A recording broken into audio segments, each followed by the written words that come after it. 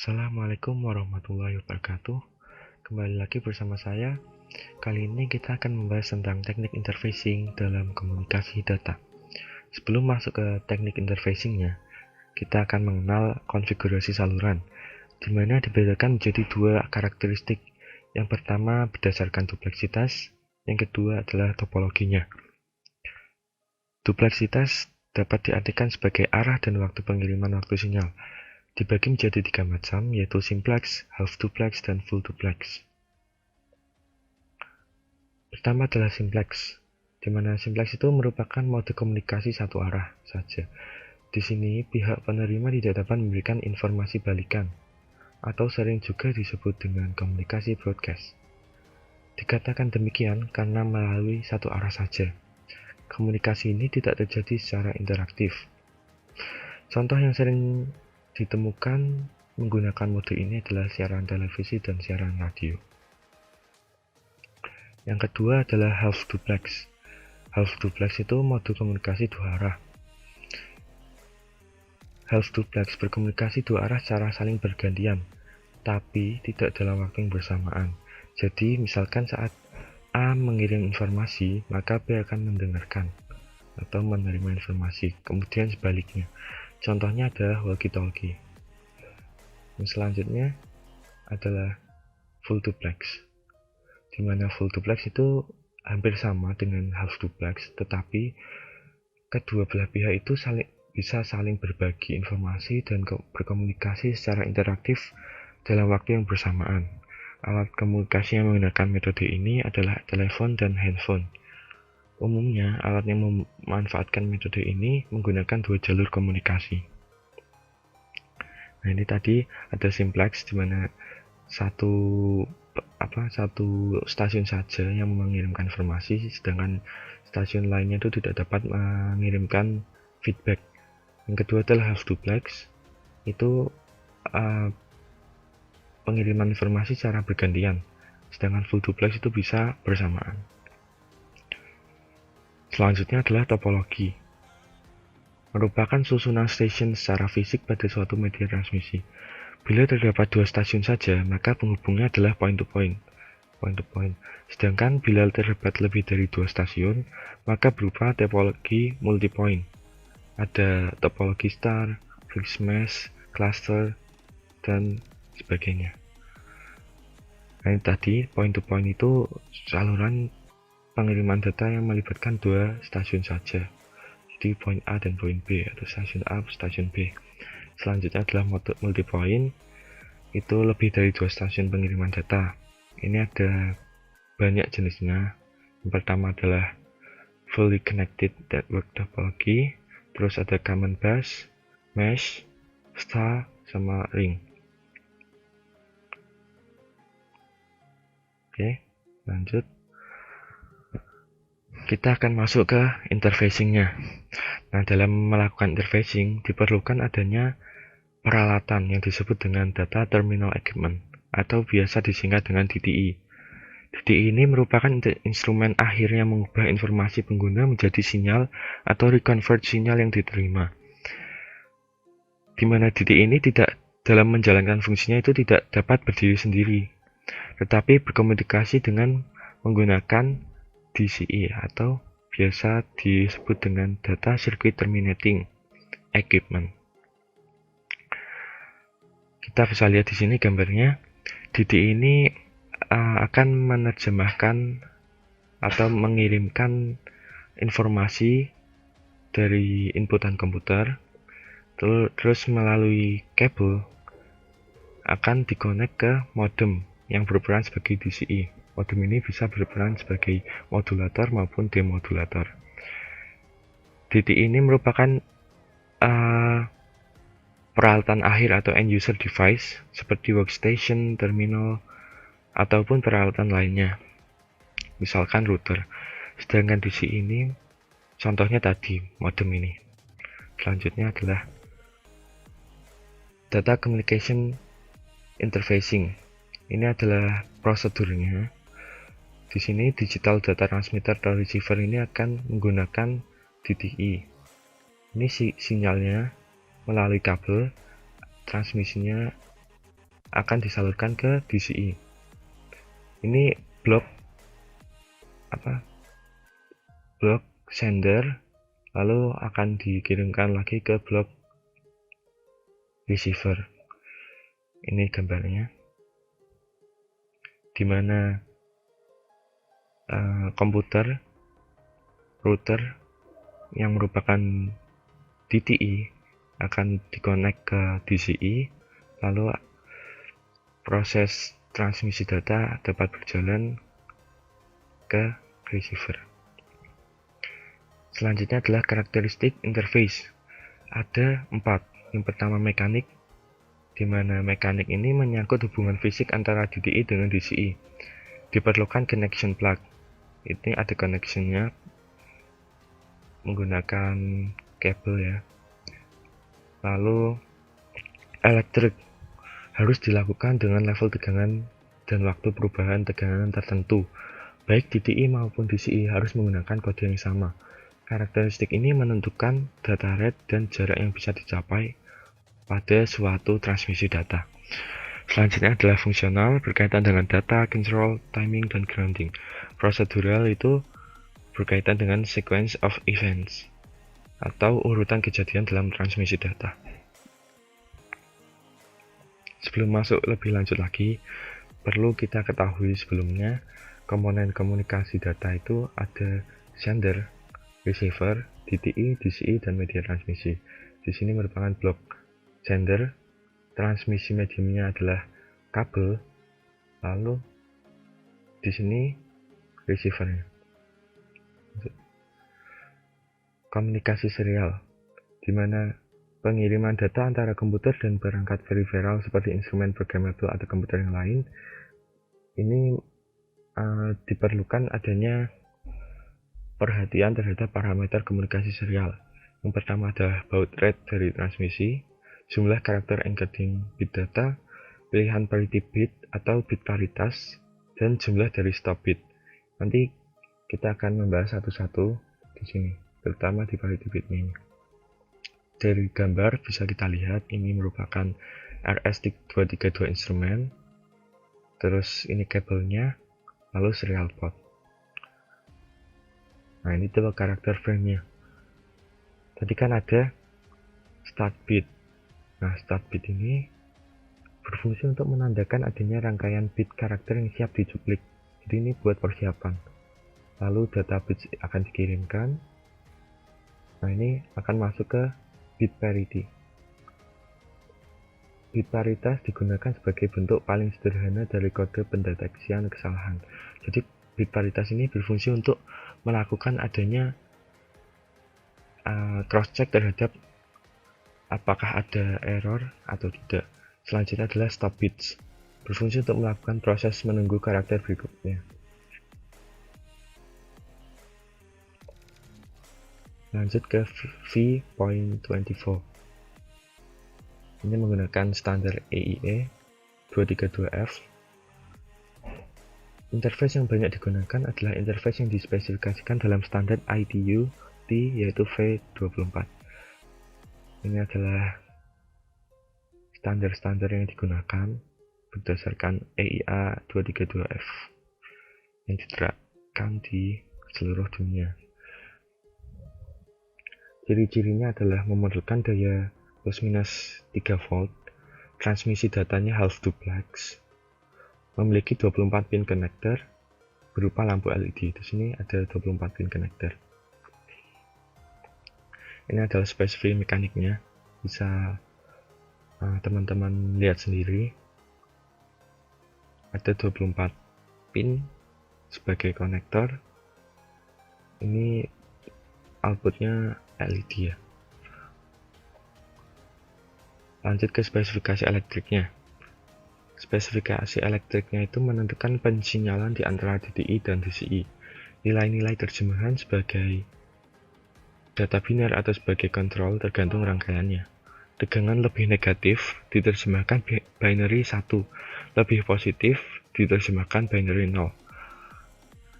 Untuk kontrol lebih negatif min 3 volt diterjemahkan sebagai kondisi off, sebaliknya jika positif akan diterjemahkan sebagai kondisi on. Spesifikasi fungsionalnya dikelompokkan menjadi beberapa kategori: data, control, timing, ground. Bila terdapat satu rangkaian data pada masing-masing arah, maka operasinya adalah full duplex, sedangkan bila terdapat dua rangkaian data sekunder, operasi yang dilakukan adalah half duplex. Ini loopback-nya. Jadi dari DDI, data terminal equipment, sinyal akan ditransmisikan. Nah, di dalam DC ini akan terjadi proses transmit dan receive.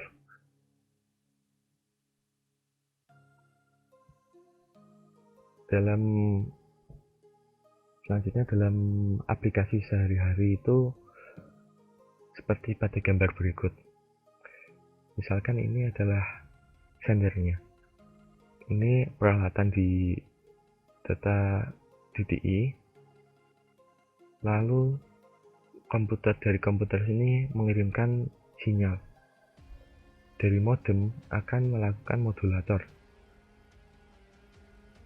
Lalu kepada receiver, modem ini sebagai DCI akan melakukan demodulator terlebih dahulu, kemudian diproses di DDI, akan terjadi feedback loop.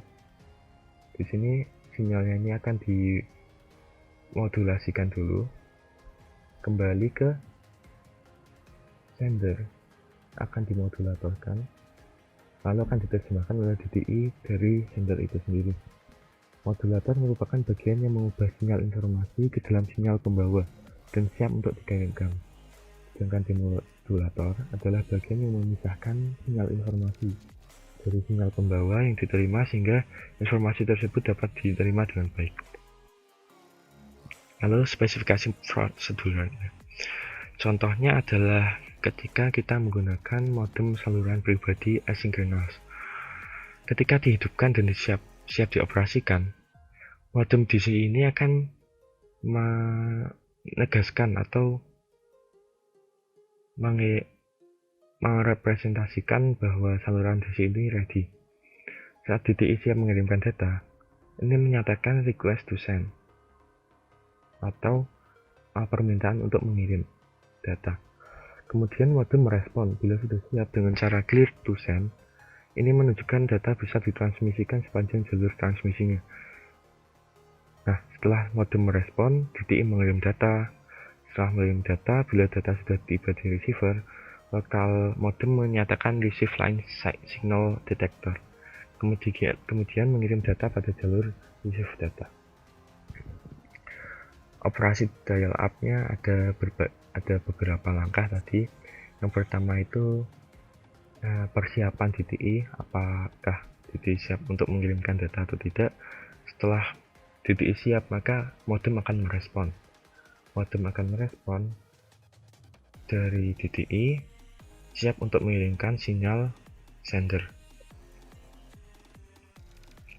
Akan masuk ke modem B sebagai DCI pada receiver, melakukan demodulator dan melakukan transmit ke receiver ini.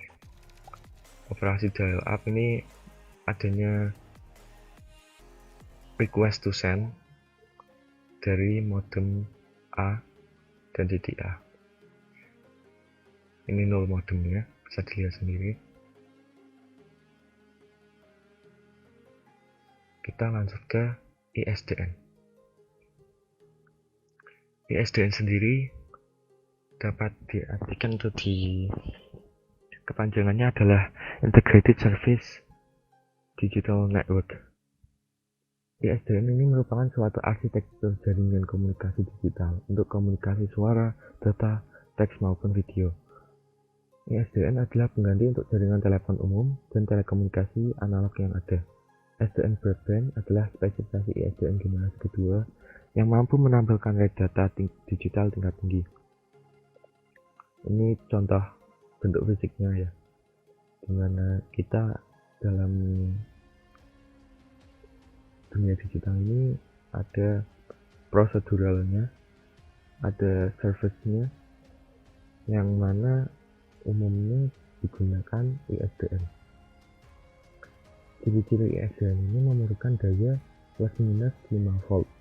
Transmisi datanya full duplex, beda dengan tadi yang V24. Transmisi datanya hanya half duplex. Memiliki 8 pin connector berupa lampu LED-nya 8, 1, 2, 3, 4, 5, 6, 7, 8. Ini sebagai sender, receiver. Antara transmitter dengan receiver memiliki sumber daya sendiri. Lanjut ke prinsip ISDN. Prinsip ISDN. ISDN itu berfungsi yang pertama adalah mendukung aplikasi suara dan non-suara dengan menggunakan rangkaian terbatas. ISDN mendukung berbagai jenis layanan yang berkaitan dengan komunikasi suara dan non-suara. Contohnya dari non-suara itu pertukaran data digital. Yang kedua adalah mendukung aplikasi switch and non-switch. ISDN mendukung circuit switching dan packet switching. Selain itu juga melayani non-switch dalam bentuk jalur pengiriman data. Selanjutnya adalah ketergantungan pada koneksi 64 KB kilobit per second. Kenapa digunakan 64 kilobit per second? Karena kecepatan ini merupakan standar pengiriman untuk suara digital. Ini datanya. Kita bisa lihat prinsip ISDN ini. ISDN ini transmit voice, data, video, and special services dari sender. Ini akan diterjemahkan dan didukung oleh adanya ISDN. Lalu arsitektur protokol yang berlapis, di mana protokol bagi pemakai untuk mengakses ISDN melampirkan arsitektur berlapis. Dapat dibedakan menjadi model OSI atau OSI layer yang ada di layar. Lalu ada bermacam-macam konfigurasi fisik. Dapat digunakan lebih dari satu konfigurasi fisik untuk mengimplementasikan ISDN. Jadi ini dari satu jalur ini ada notebook, ISDN set, ISDN phone, PC, Plasma, sama video conference. Lanjut lagi pada kanal-kanal ISDN. Standar bitrate-nya untuk B channel 64 kilobit per second, di channel 16 atau 64, H channel itu 384, 1536, 1920. Nah, B channel merupakan basic user channel. Dapat membawa data digital dan PCM encoded digital voice. Mendukung koneksi circuit switch, packet switch, dan semi-permanent connection. Untuk kasus koneksi circuit switch digunakan common channel signaling. This channel memiliki dua fungsi. Yang pertama adalah membawa informasi signaling untuk mengendalikan panggilan circuit switch pada kanal B. Yang kedua adalah bisa digunakan untuk membawa aplikasi data kecepatan rendah, misalnya video teks maupun telemetri. Channel itu suatu kanal berkecepatan tinggi, dapat digunakan sebagai satu trunk untuk keperluan fast video, high speed data, high quality audio. Struktur transmisi datanya basic access, disebut juga dengan basic rate access atau BRA, dan basic rate interface BRI. Ini komposisinya adalah 2B plus D. Ini maksudnya 2 B channel dan 1 D channel. Kalau tanpa sinkronisasi dan frame itu kecepatannya 144 km/s. Sedangkan dengan sinkronisasi dan framing akan menjadi 192 km/s. Dapat digelar pada jaringan kabel tembaga yang sudah ada. Ini BRA atau BRI. Lalu ada primary service, disebut juga dengan primary rate access, PRA, atau primary rate interface, PRI. Ini digunakan untuk keperluan user yang membutuhkan kapasitas yang lebih besar, biasanya untuk kantor besar yang memiliki PBX atau LAN. Tadi yang ini kan cuma buat local area network LAN, sedangkan PRA ini digunakan untuk lebih dari 2 LAN atau WAN. Komposisinya untuk di Amerika Serikat sendiri adalah 23 B channel plus D, kecepatannya 1544 MB. Di Eropa 30 B channel plus D 2048 MB, sedangkan bisa juga digunakan untuk mensupport kanal H.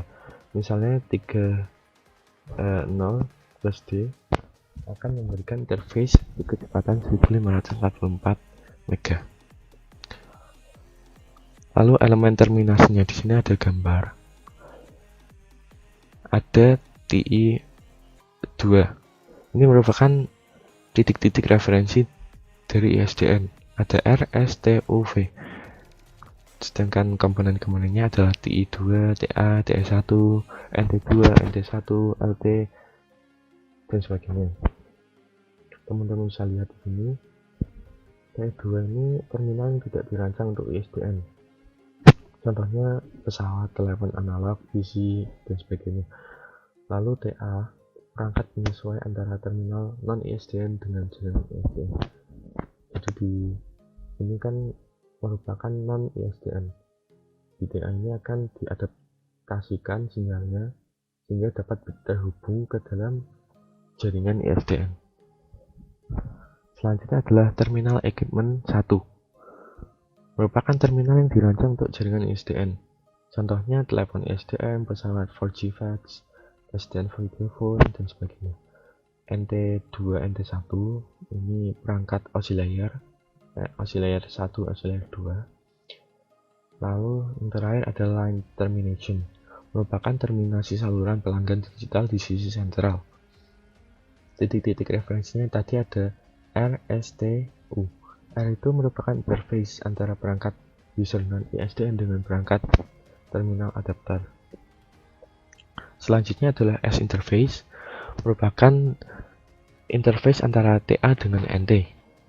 Terminal adapter dengan yang tadi di sini, NT. Network termination atau oscillator. T interface sebagai interface antara NT1 dan NT2. Fungsinya identik dengan X interface, penghubung ya. Terus ada S atau T interface, merupakan interface untuk interkoneksi antar perangkat pelanggan. Yang terakhir adalah U interface, merupakan user interface. Spesifikasi elektrik ISDN, format data encoding bergantung pada data rate. Untuk data rate sebesar 192 kilobit per second menggunakan pengkodean standar pseudo ternary. Untuk primary rate menggunakan dua pilihan, yaitu 1544 MB menggunakan alternatif Mach Invasion dengan B8ZS dan 2048 MB menggunakan AMI dengan HDP3.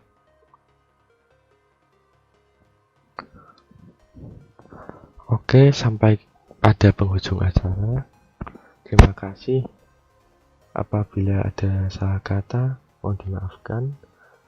Teman-teman jika ingin mendapat PowerPoint-nya bisa kontak aja di email saya.